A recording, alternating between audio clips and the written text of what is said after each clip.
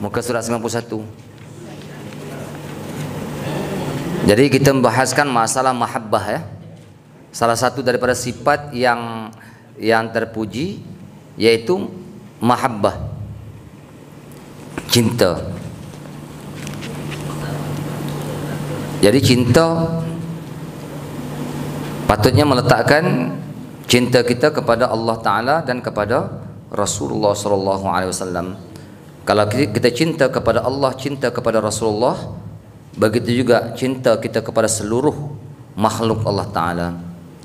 Masuk kata cinta ini mana meletakkan, mana perasaan hati kita, cenderung hati kita kepada sesuatu yang disukai, yang dicintai. Jadi ketahui olehmu, tengok, bahawasanya makna kasih itu cenderung hati kepada sesuatu yang disukai, dan bahawasanya tiap-tiap yang sedap itu dikasihi akan dia. Jadi mana tiap-tiap sesuatu, orang yang ahli syuhud kepada Allah Subhanahu wa taala, orang yang merasa zauq, terbuka zauq dia kepada Allah, merasa lazat dengan syuhud kepada Allah, memandang kepada Rasulullah sallallahu alaihi wasallam, itu meletakkan kasih kepada Allah, kepada Rasulullah. Dan jika kuat kasih itu dinamakan asyik. Kasih mahabbah, nama kasih bahasa Arab dipanggil mahabbah. Makin kuat-kuat mahabbah tersebut, dipanggillah seseorang itu asyik. Dia ada istilah dalam orang-orang sufi, ada asyik, ada ma'syuk. Asyik itu mana? Dia terlampau rindu. Rindu itu zuhir daripada apa? Lahir daripada cinta, lahir daripada kasih. Dipanggil asyik. Dan makna benci itu liar hati daripada sesuatu kerana keadaannya menyakiti. Sesuatu yang meliarkan hati kita. Apa dia sesuatu yang meliarkan hati kita? Kalau pada zuhir, sesuatu yang kita tak suka itu yang meliarkan hati kita, kita tak mau dekat. Kita benci. Maksud meliarkan di sini bukan macam tu ya. Maksud benci dan liar hati itu daripada sesuatu, dan makna benci itu liar hati daripada sesuatu kerana keadaannya menyakiti. Jadi mana menjauhi diri kita daripada sesuatu yang menyebabkan hati kita ini jauh kepada Allah Subhanahu wa taala. Hati kita ini jadi sakit. Sakit dah hati kita. Orang yang ada penyakit hati, yaitu apabila hati dia jauh kepada Allah, jauh kepada Rasulullah sallallahu alaihi wasallam. Cara dia untuk mendekat kepada Allah, mendekat kepada Rasulullah, beramallah dengan syariat. Sebagaimana sebut dalam kitab Hikam, dia kata apa? Barang siapa tak berada di depan pintu kekasihnya, maka ia tak akan dapat masuk ke rumah kekasih dia. Apa maksud tak berada di depan pintu?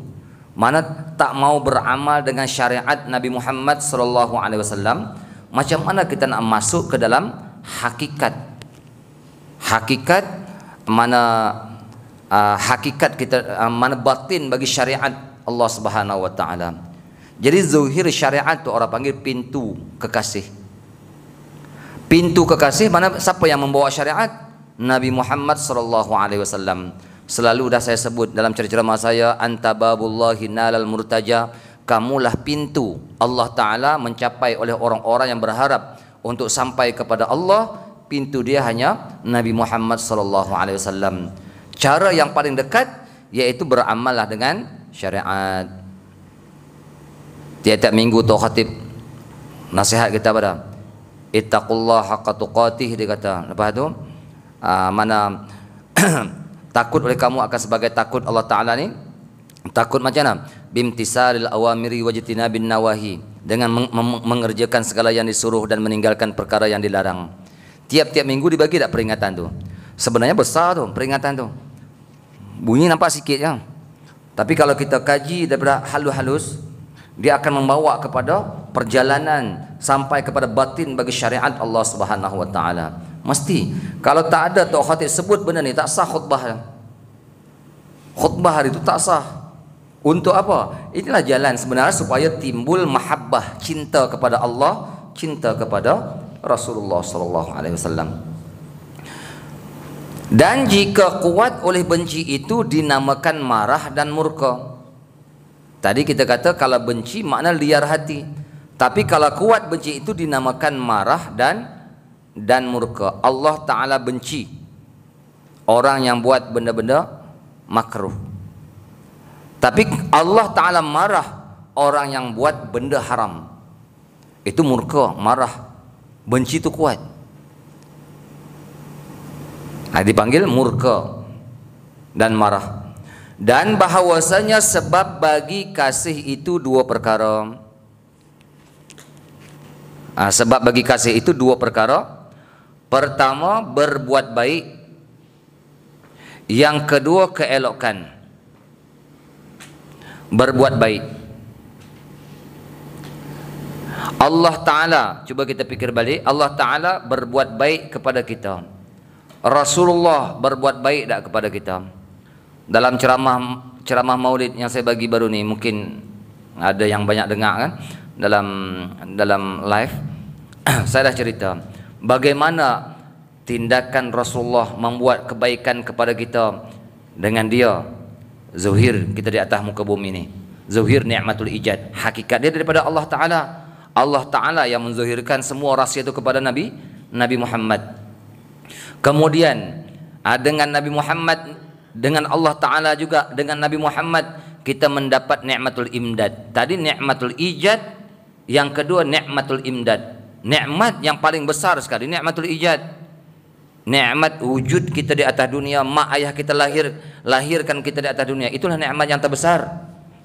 Semua itu zuhir daripada mana? Daripada Nur Muhammad. Semua itu zuhir daripada mana? Daripada imdad Allah Ta'ala. Imdad mana? Kurniaan yang berpanjangan yang Allah Ta'ala bagi kepada kita. Tubuh kita pula, cuba kita fikir balik, Allah Ta'ala buat kebaikan tak pada kita? Ni mata kita boleh celak ni, boleh melihat, telinga boleh mendengar, napas pun elok ya kita bernapas, tak ada sesak napas, tangan elok je bergerak, kaki elok je bergerak, makan berselera ya. Siapa yang bagi tu? Nikmat iman, nikmat Islam lagi Allah Ta'ala bagi. Sepatutnya kita syukur, berterima kasih. Begitu juga kepada Rasulullah. Banyak ada kebaikan-kebaikan yang Rasulullah buat.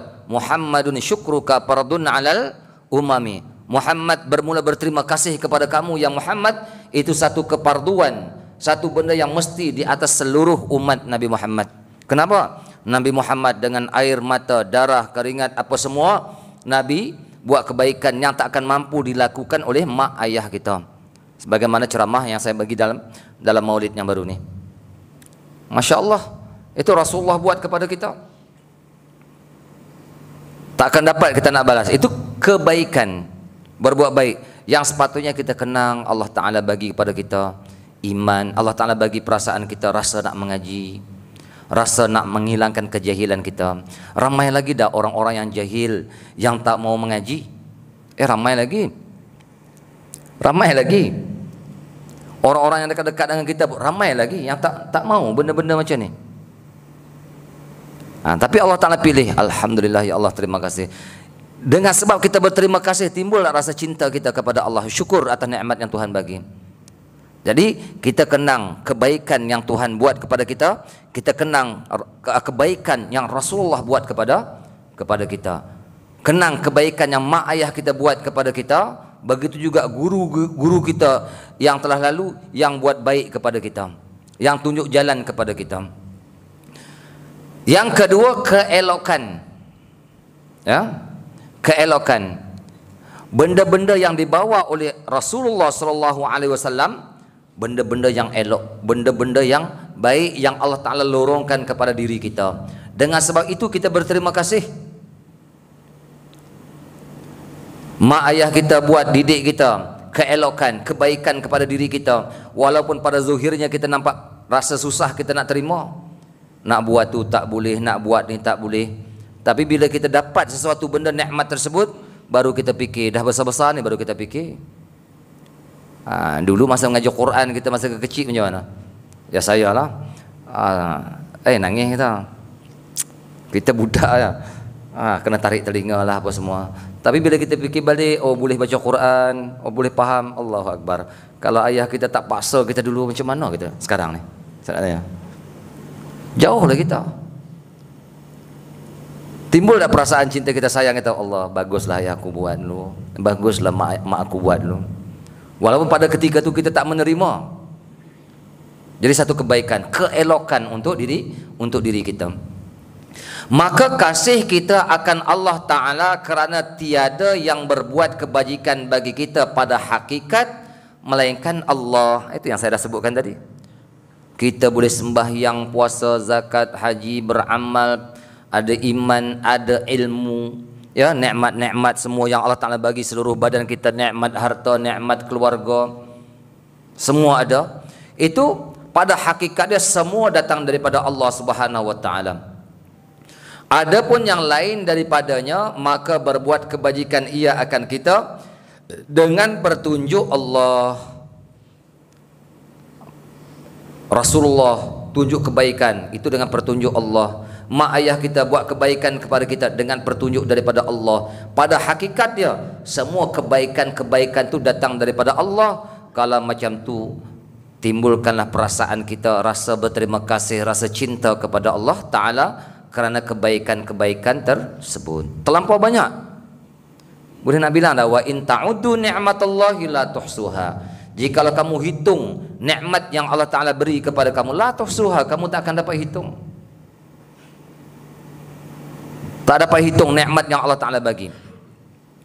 Dan kita kasih akan Allah Ta'ala kerana segala keelokan yang pada alam ini semuanya daripada bekas kudrat Allah Ta'ala. Ni benda-benda yang elok yang Allah Ta'ala zahirkan, itu adalah ta'aluk sifat kudrat Allah Ta'ala yang menzahirkan sesuatu. Allah Ta'ala bagi mata kita tengok keadaan sekeliling kita tenang. Tapi kalau Allah Ta'ala bagi keadaan sekeliling kita jadi huru hara, jadi gelisah kita, kan? Susah. Jadi nikmat yang Allah Ta'ala bagi itu terlampau banyak. Semua daripada kesan daripada ta'aluk kudrat Allah Ta'ala. Dan adalah kudrat itu setengah daripada makna keelokan dan kebesarannya. Kudrat Allah Ta'ala itu keelokan Allah Ta'ala, kebesaran Allah. Allah Ta'ala nak menzahirkan keelokan yang ada pada zat dia. Allah Ta'ala menzahirkan keelokan tersebut melalui kudrat dia.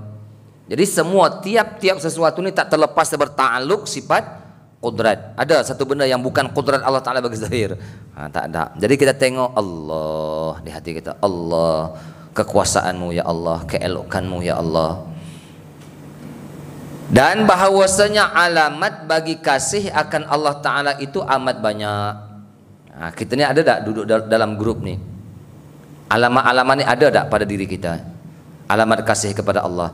Setengah daripadanya mendahulu oleh seseorang akan mengerjakan yang disuruh Allah Ta'ala atas yang disukai nafsu. Contoh kita kata bangkit malam, melakukan amal ibadat dengan tidur sampai lajak subuh ni.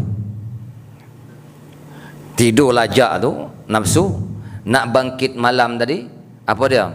Bangkit malam ni susah, dia bukan nafsu tu, nak mencari redha Allah Ta'ala. Jadi kita fikir muhasabah diri kita balik, kita dahulukan tak benda tu? Maksud kata kita dahulukan, kita pisah buat. Rasa nak baca Quran dengan tak mau baca Quran, seronok baik duduk tengok TV, ya, betul tak? Banding dengan baca Quran. Bagi orang yang, tapi kita paksa diri kita baca Quran, nak baca selawat, Dalailul Khairat contoh dia, nak baca, Allah, benda tak banyak pun, 15 minit habis kalau kita nak baca. Tapi fikir balik, rasa malas nak baca hari ni. Kita gagahkan diri kita. Ini orang panggil alamat Allah Ta'ala sayang. Dalam kita hikam semua ni, kan, alamat Allah Ta'ala sayang atas seseorang tu apa dia? Allah Ta'ala perkekalkan seseorang di atas wirid dia. Allah Ta'ala perkekalkan, itu alamat. Kalau amalan kita contoh bangun malam, itu wirid kita, bukan wirid sangat berzikir. Allah Ta'ala jadikan kita ni biasa dah beramal, contoh wirid kita seharian, lum'atul aurat ke dalam akhirat, sampai masa kekuatan tu ada dalam diri kita, baca boleh, zikir-zikir kita, rasa mampu nak buat, itu tanda dah, tanda-tanda bahawa sayang Allah Ta'ala atas diri kita. Cuba kita tengok balik dalam sehari-hari, ada tak benda tersebut yang Allah Ta'ala perkekalkan kita mampu untuk kita buat? Kalau tak ada, kena muhasabah diri kita balik. Mungkin ada kesalahan-kesalahan kita yang menyebabkan Allah Ta'ala tutup peluang untuk kita menghampirkan diri, duduk di dalam hadratullah. Apa makna hadratullah? Di dalam majlis Allah. Ni yang kita baca wirid tu, orang panggil duduk dalam majlis Allah Ta'ala lah. Ada kekuatan tak? Oh, ada kekuatan, alhamdulillah dah.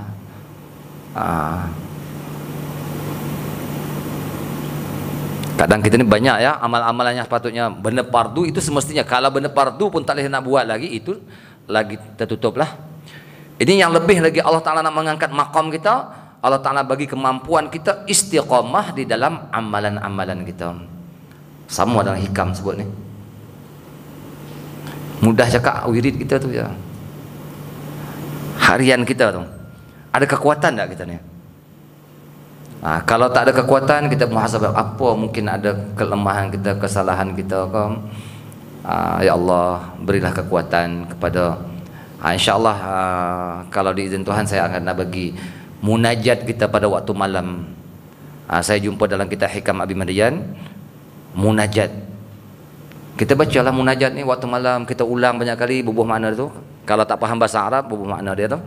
InsyaAllah kalau nanti saya photostat lah minggu depan, cuba bangkit malam, kita buka yang munajat tadi, kita baca serta perhati makna dia tu. Allah, dalam saya terjumpa, saya buat terjemah kita Hikam Abi Madian, Allah, ayat dia Masya Allah. Ini bangkit malam, orang panggil kalimat-kalimat munajat para awliya zaman dahulu. Dia dengan sekali doa dia. Kalau ingat tolong Pak Lang ingatkan saya. InsyaAllah kita photostat minggu depan. Minta Allah Ta'ala perkekalkan kita dalam keadaan sentiasa ingat Allah Ta'ala, duduk di dalam majlis Allah Ta'ala. Okay. Mendahulukan oleh seseorang akan mengerjakan yang disuruh Allah Ta'ala atas yang disukai nafsu. Dan setengah daripadanya rindu kepada menjumpai Allah Ta'ala, apa dia? Yakni dengan mati. Rindu nak bertemu dengan Allah Ta'ala, itu orang panggil kasih. Macam mana rindu nak bertemu Allah Ta'ala? Apabila seseorang tadi amalan dia betul-betul ikhlas lillahi ta'ala, redha dia dalam hidup, dia otomatik. Ingat tak? Yang siapa ambil satariyah saya, ada doa apa? Allahumma ja'al khaira ayyamina yawma nalqaka wa anta radin anna waqtim bis salihati amalina. Tu. Waqtim bis salihati amalana. Ya Allah, jadikan oleh kamu khaira ayyamina, hari-hari kami, sebaik-baik hari kami, yauman nalqaka, hari kami bertemu kamu, wa anta radin anna, sedangkan kamu redha daripada kami ya Allah. Redha, kita minta redha nak bertemu Allah Ta'ala ni. Mati kita dalam keadaan kita nak minta, dia tak ada jalan dah kematian. Sebab itu Nabi Muhammad bila dia beri pilih, wahai Muhammad, Israel kata, Allah Ta'ala pesan kepada kamu, sama ada kamu milih hidup tak mati-mati dah, atau kamu milih Ar-Rafiqul A'la. Nabi Muhammad kata apa? Ar-Rafiqul A'la, aku ingin bertemu teman yang maha tinggi. Siapa dia? Bertemu dengan Allah Subhanahu Wa Ta'ala. Tu orang panggil rindu kepada Allah Subhanahu Wa Ta'ala. Orang yang ada cinta, jalan dia mati. Tapi kalau kita dah tahu mati, apa persiapan kita untuk mati? Yang tu kita nak kena fikir. Bukan mulut kata aku nak mati, aku nak mati. Bukan macam tu. Apa persiapan kita dalam akidah kita, tauhid kita, pegangan kita macam mana? Allah Ta'ala bukan pandang harta kita, Allah Ta'ala bukan pandang sijil kita, Allah Ta'ala pandang situ. Sikit pun Allah Ta'ala tak pandang. Allah Ta'ala pandang keyakinan kita, amal ibadat kita. Yang tu. Dan tiada benci ia akan mati melainkan karena ingin akan bertambah ma'rifat. Dan tiada benci ia akan mati, tak benci mati melainkan karena ingin ia akan bertambah ma'rifat. Tuh, orang yang kalau dah pikir nak mati, melainkan dia kena bersiap diri dia dalam mengenali Allah Subhanahu wa taala, cari ma'rifat kepada Allah Subhanahu wa taala. Pertama sekali kita belajar ilmu syariat, yang kedua kita belajar ilmu hakikat. Supaya apa? Supaya ma'rifat kita ini tepat, ma'rifat kita sebenar-benar ma'rifat. Kan saya dah bagi dah doa apa dah? Wa nas'aluka binuri wajhikal ladzi mala arkana arsyik antazra'a fi qulubina ma'rifataka hatta na'rifaka haqqa ma'rifatik. Ya Allah, wa nas'aluka, mohon oleh kami, binuri wajhika, dengan cahaya kemegahan kamu, mala'a arkana arsyik, yang memenuhi mala'a arkana, mana penjuru-penjuru arasy kamu, antazra'a, bahwa menanamkan oleh kamu, antazra'a fi qulubina, pada hati-hati kami, ma'rifataka, akan ma'rifat kamu, mana ma'rifataka hatta na'rifaka, sehingga kenal oleh kami akan kamu, haqqa ma'rifatik, akan sebagai kenal, kama yambaghi an tu'rafa bih, seperti bahwa sewajarnya kamu dikenal. Kita nak Allah Ta'ala nak memperkenalkan diri dia. Macam mana cara Allah Ta'ala nak memperkenalkan diri dia? Yang tu minta Allah Ta'ala perkenalkan. Doa, mintalah. Jangan kita tak minta pada Allah Ta'ala.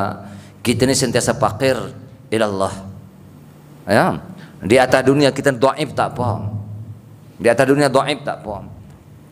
Tapi Allah Ta'ala bagi ketinggian martabat di sisi dia. Allah Ta'ala pandang kita. Jangan Allah Ta'ala tak pandang.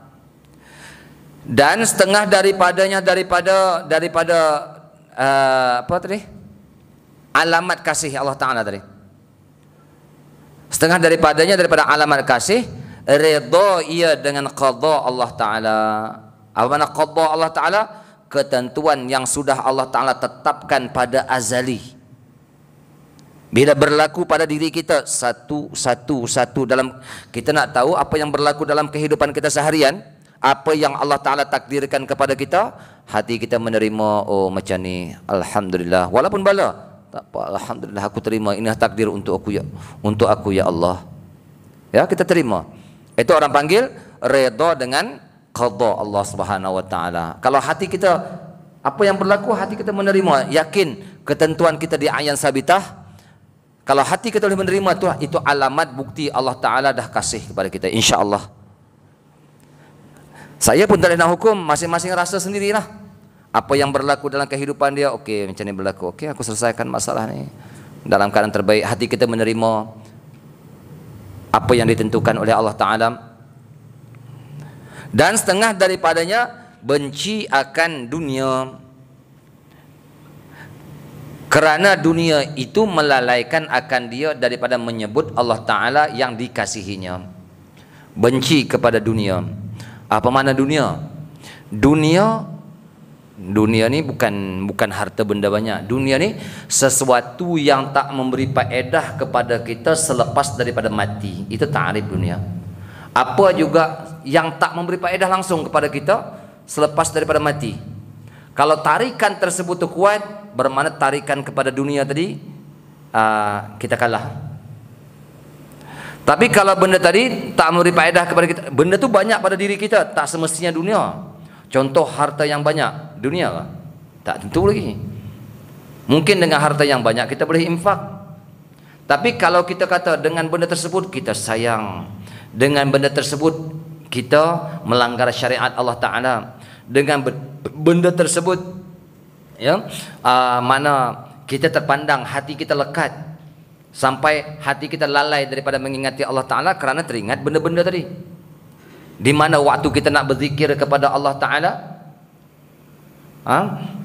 nak hadirkan hati kita kepada Allah Ta'ala tu, waktu bila Allah Ta'ala sayang kepada kita, saya sebut tadi, lebih lagi kalau Allah Ta'ala tetapkan ingatan, hati kita bergerak ke mana-mana, dah jadi hidup zikir kita, Allah, Allah, Allah, Allah.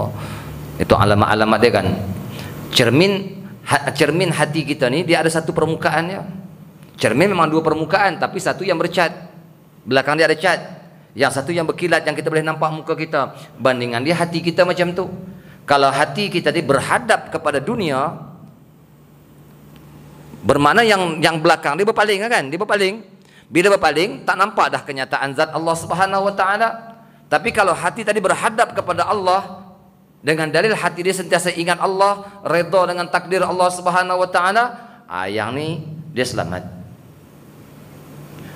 Dia lalai, kita lalai daripada mengingati Allah Subhanahu wa taala bila kita berhadap dengan dunia tersebut. Okey. Yang dikata kerana dunia ini melalaikan akan dia daripada menyebut Allah taala yang dikasihi. Menyebut tu mana ingat. Dia melalaikan daripada kita ingat Allah taala yang kita kasih. Kalau kita kasih, selalulah kita menyebut. Kan sebahagian daripada ta'rif mahabbah apa dah? Dawamu zikril mahbubi, berkekalan mengingati sesuatu yang dicintai. Kalau kita betul-betul cinta pada Allah taala, ingatan kita banyak tak kepada dia? Ya, kalau kita cinta pada seseorang, cinta pada anak kita, sayang, ingat tak?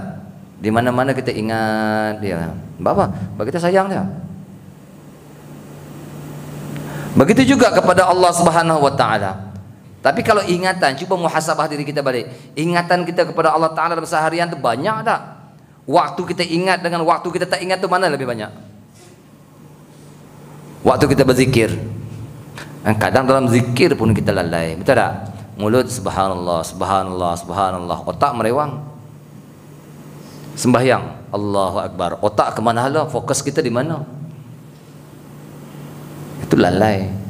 Itu dalam amal ibadat. Lebih lagi kalau bukan dalam amal ibadat, yang kadang manusia habis lupa dengan Tuhan, tak ingat. Okey. Jadi kita terus, dan ketahui olehmu bahwasanya orang yang mengenal Allah Ta'ala tiada kasih ia melainkan Allah. Kenal Allah. Jadi kenal Allah ni kenal daripada asar Allah Ta'ala. Allah Ta'ala nak nampak tak boleh. Bandingan dia, kalau kita kenal harimau melalui kesan tapak kaki harimau, timbul tak rasa takut? Harimaunya tak jumpa lagi, tapi tengok kesan tapak kaki harimau, oh yang ni besar ni, dia kata ni jangan. Kalau pula tengok, ni kancil ni, dia kata jom kita cari ni kancil ni. Kenapa tak? Ada rasa tak? Bergerak kita sentiasa ingat kancil, kancil, kancil, mudah-mudahan aku dapat, aku nak makan pelanduk ni. Begitu juga Allah Ta'ala nak cari tak jumpa, tapi tengok kesan daripada qudrat Allah Subhanahu wa Ta'ala. Allah Ta'ala jadikan makhluk pandang keliling kita ni, hatta diri kita timbul di hati kita ingatan kita Allah, Allah, Allah. Yang tu istilah dia pada orang sufi panggil muraqabah. Tahu muraqabah? Memperkekalkan ingatan kita. Macam kucing mengintai tikus. Dia bergerak pelan, dia tengok di hati dia, apa dia? Makanan aku, makanan aku. Saat lagi dia terkam dapat tu. Tikus tak sedar kali dia. Begitu juga kita dengan Allah Ta'ala. Kalau kita kasih kepada Allah Subhanahu wa Ta'ala, sepatutnya ada di hati kita. Muhasabah diri baliklah. Kita balik ni, banyak dah ingatan aku. Ustaz pun dah ajar dah zikir macam mana zikir syuhudul wahdah fil kasrah, kasrah fil wahdah, hu Allah Allahu. Kita buat tak? Ke angan-angan, banyak angan-angan ya hidup kita. Khayal ya, tak tahu malam dah habis, nak tidur dah. Pagi esok bangkit pun khayal ya, sampai ke malam. Berhari-hari, berbulan-bulan, bertahun-tahun macam tu keadaan kita. Tak ada perubahan. Ingat tu, masalah tu masalah hati kita. Bermakna kita ada masalah hati. Okay? Jadi makna dia mengenal barang siapa kenal Allah Ta'ala, tiada kasih ia melainkan Allah. Maka jika kasih ia akan yang lainnya, maka dengan sebab kasihnya akan Allah Ta'ala. Kalau dalam masa sama dia dah kenal, contoh kita dah kenal Allah Ta'ala, hati kita berzikir, kita ada keluarga, anak isteri kita, kasih tak kita pada anak isteri kita? Yang kita kasih kepada anak isteri kita tu dengan sebab kasih kepada Allah Subhanahu wa Ta'ala. Sebab apa? Sebab Allah Ta'ala yang suruh. Betul tak?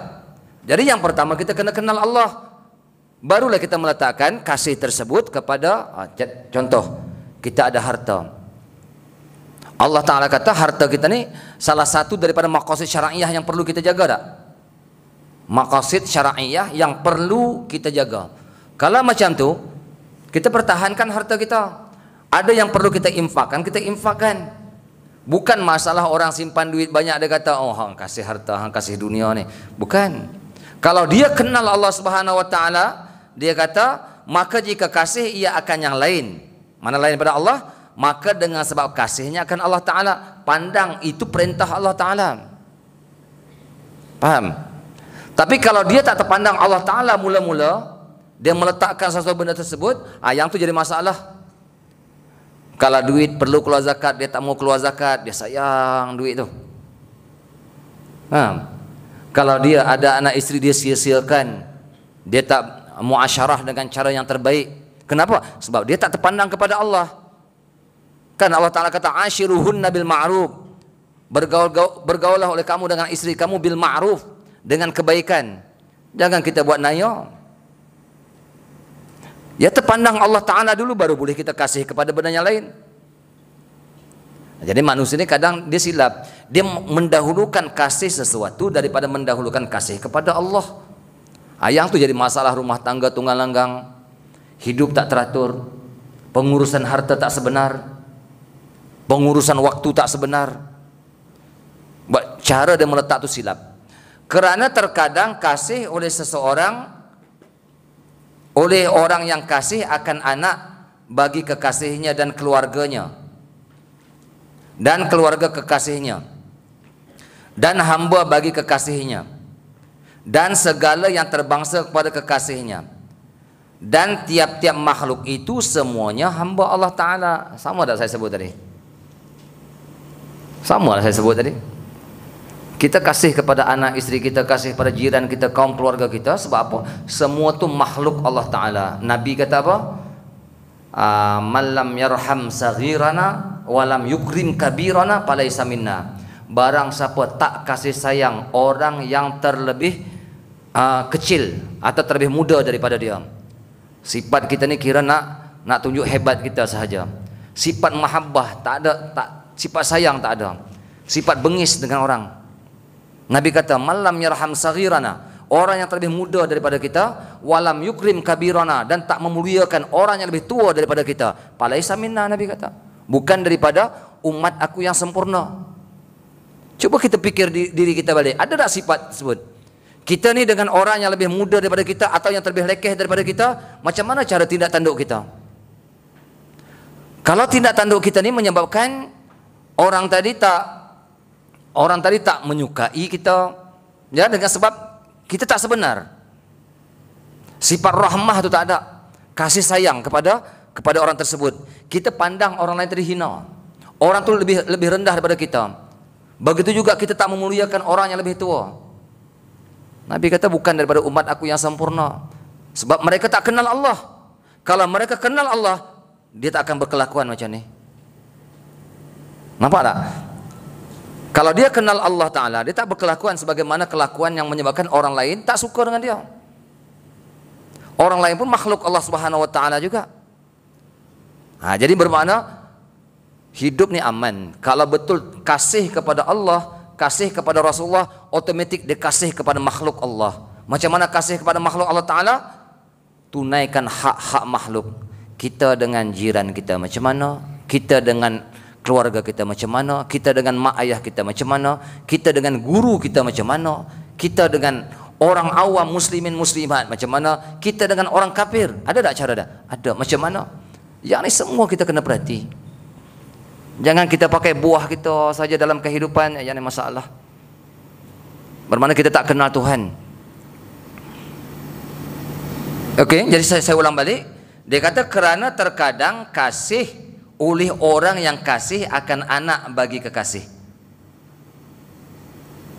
dan keluarga kekasihnya, dan hamba bagi kekasihnya, dan segala yang dibangsa pada kekasihnya. Dari kekasih itu Allah Ta'ala. Dan tiap-tiap makhluk ini semuanya hamba Allah. Nak lari mana lagi? Kita anggap lekeh makhluk Allah, sebenarnya kita melekehkan Allah Ta'ala. Ingat, kita buat lekeh orang lain, kita buat rendah orang lain. Orang lain itu tak terpakai, kita seorang saja yang hebat sangat di sini. Contoh dia, sebenarnya kita bukan menghina dia, kita menghina Allah. Kenapa kita menghina Allah? Sebab kita tak kenal Allah.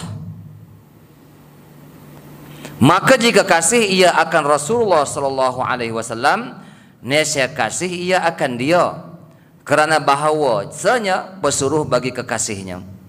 Siapa kekasih Allah Taala? Kekasih dia Allah Taala lah. Kena kasihlah. Kita kasih kepada Rasulullah bermakna kita kasih kepada Allah. Kalau kita tak kasih kepada Rasulullah, kita tak kasih kepada Allah Taala. Okey, dan kekasih bagi kekasihnya. Dan jika kasih ia akan sahabat radhiyallahu anhum, maka kerana bahawasanya mereka kekasih akan pesuruh Allah. Tengok sambungannya.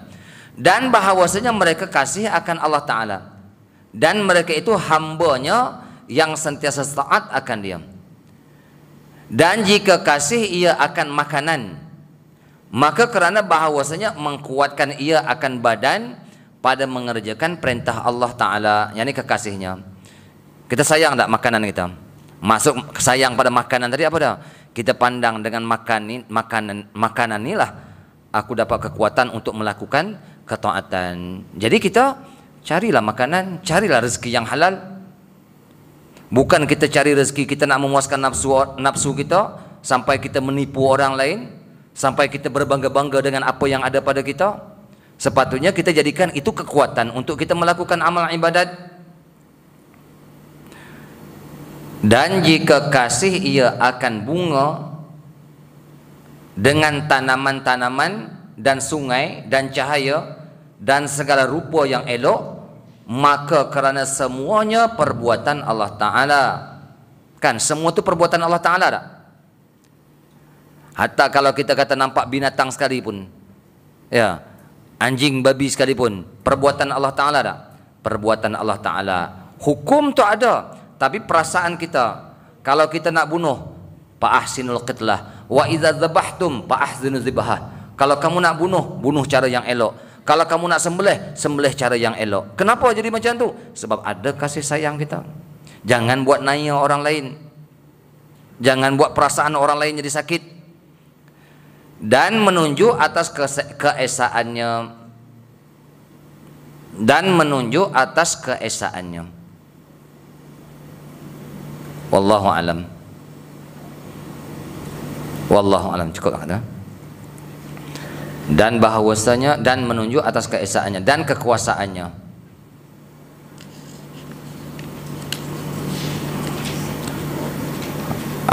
Ada soalan? Jadi mahabbah ni sifat tinggi ya. Kalau mahabbah ni dia atas sikit pada martabat baqa' billah ya. Mahabbah ni. Kalau orang sampai kepada martabat muhibbin, insyaAllah dia nak sampai kepada martabat baqa' billah. Dia ada perasaan kasih ya, kasih kepada Allah, kasih kepada Rasulullah, kasih kepada sekalian makhluk Allah. Yang ni dia nak dekat sampai martabat baqa' billah, satu maqam yang tinggi. Kalau syuhud kita buat-buat lagi. Kalau muhibbin dia terpandang sentiasa. Itu yang kena cerita bab Rasulullah, cerita bab tanggungjawab kita, cerita bab Allah Subhanahu Wa Taala, sebagaimana adat kebiasaan orang-orang Yaman ya, dia bercerita macam tu. Jadi supaya timbul perasaan di hati kita, insya-Allah. Jadi setakat itu yang dapat saya sampaikan pada pagi ini, pengajian pagi Jumaat yang mana benar datang daripada Allah Subhanahu Wa Taala, yang mana kekurangan daripada kelemahan saya sendiri saya mohon maafan. Wabillahi taufiq wal hidayah. Wassalamualaikum warahmatullahi wabarakatuh. Bismillahirrahmanirrahim. Alhamdulillahirabbil alamin wassalatu wassalamu ala asyrafil anbiya'i wal mursalin wa ala alihi wa sahbihi ajma'in. Allahumma tah alaina futuhal arifin bihikmatika wa anshur alaina rahmataka ya dzal jalali wal ikram. ونسألك علم الخائبين إنابة المخبتين وتوبة الصادقين وشكر الصابرين ونسألك بالنور وجهك الذي ملأ عرشك أن تزرع في قلوبنا معرفتك حتى نعرفك حق معرفتك ما ينبغي أن تعرف به ربنا آتنا في الدنيا حسنة وفي الآخرة حسنة وقنا عذاب النار وصلى الله على سيدنا محمد وعلى آله وصحبه وسلم الحمد لله رب العالمين.